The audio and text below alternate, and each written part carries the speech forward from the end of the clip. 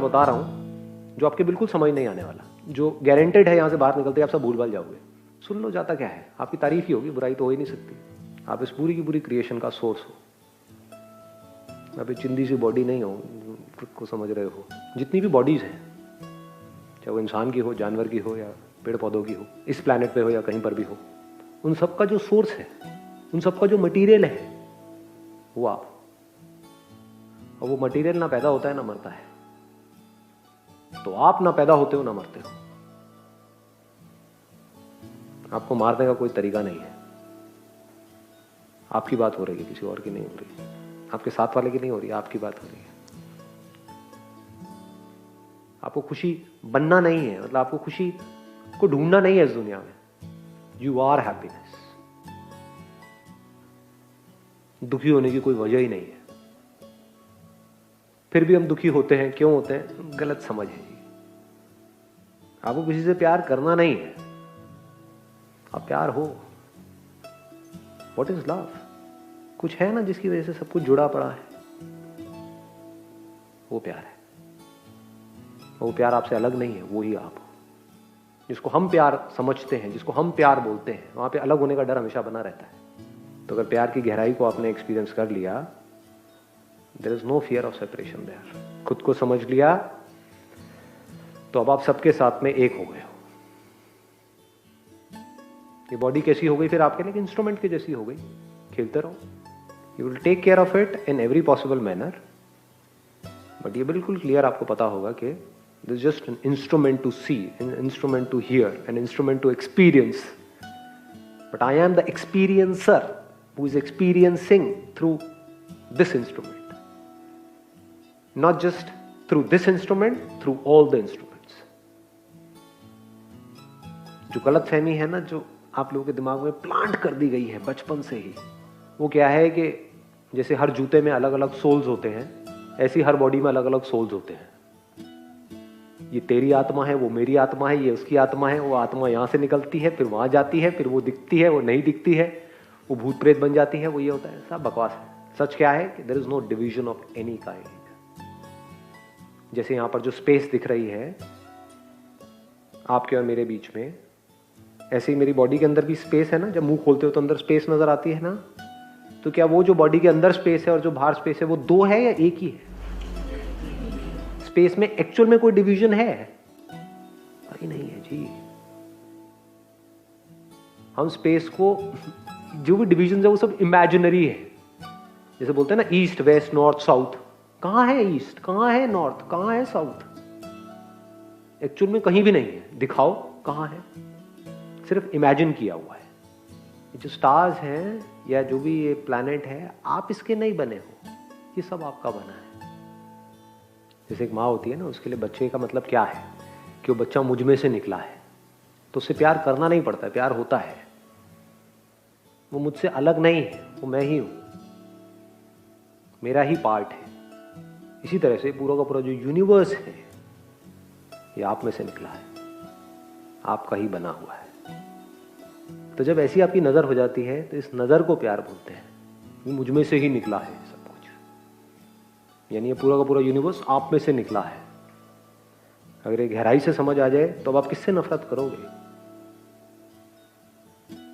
अब इस दुनिया की जो कमियां हैं वो भी आपको अच्छी लगने लग जाएगी, उस पर भी हंसी आने लग जाएगी, उस पर भी प्यार आएगा। जैसे एक माँ को अपने निकम्मे बच्चे के ऊपर आता है। वो बच्चा अगर किसी की गोद में पॉटी भी कर दे तो माँ खुश होती है, 2 दिन से नहीं करी थी अब कर दी।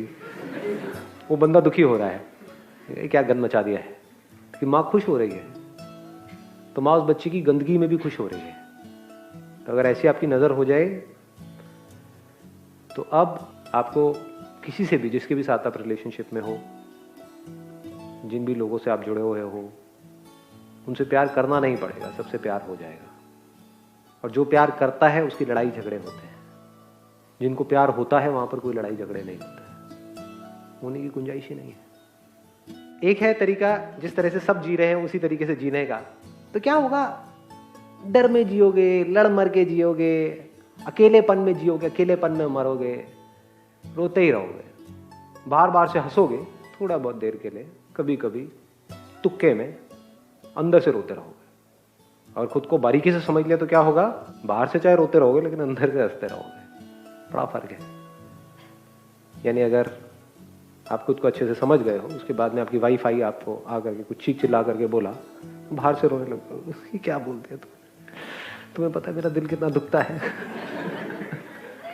हाँ, अंदर से हंस रहे हो, हाँ ठीक है जी, अरे नहीं नहीं नहीं नहीं मैंने ही कोई गलती कर दी होगी, कोई नहीं, हो जाती है, इंसान है, इंसान से गलती हो जाती है, कोई बात नहीं, क्या हो गया।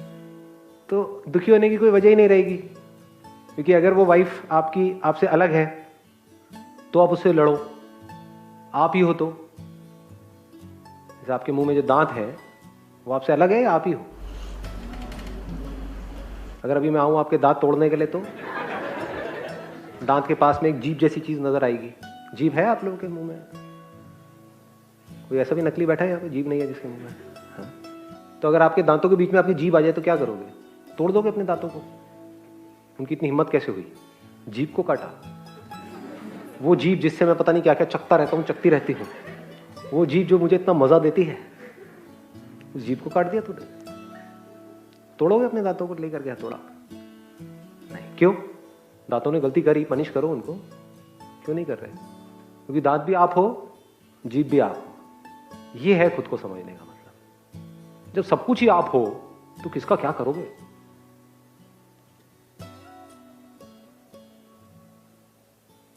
किससे लड़ोगे? लड़ने के लिए दो होने तो चाहिए, मैं और तू होना तो चाहिए ना लड़ने के लिए।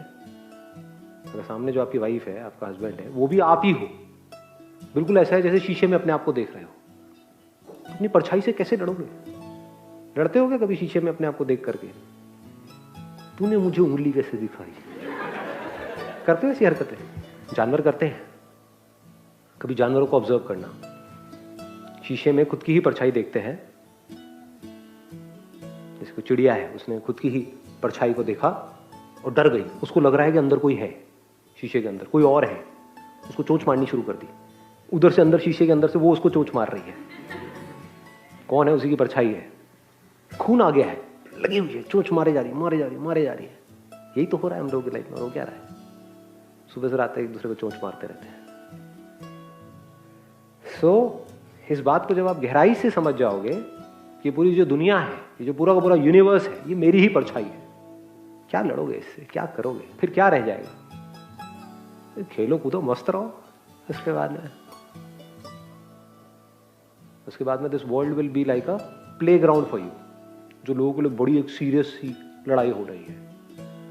आपके जो पेरेंट्स थे उनके साथ में खेल रहे हो आप सांप सीढ़ी, याद करो। तो अगर आपके पेरेंट्स को सांप ने काटा वो सांप सीढ़ी में, तो वो खुश होते थे कि बच्चे को जिता रहे हैं, और बच्चे को काट लिया तो बच्चा रोने लग जाता, मैं नहीं खेल रहा। क्योंकि उस बच्चे के लिए ये सांप सीढ़ी की गेम है, वो एक सीरियस गेम है। हार जीत उसके लिए बहुत बड़ा इशू है। पेरेंट्स के लिए हार जीत में कोई फर्क ही नहीं है।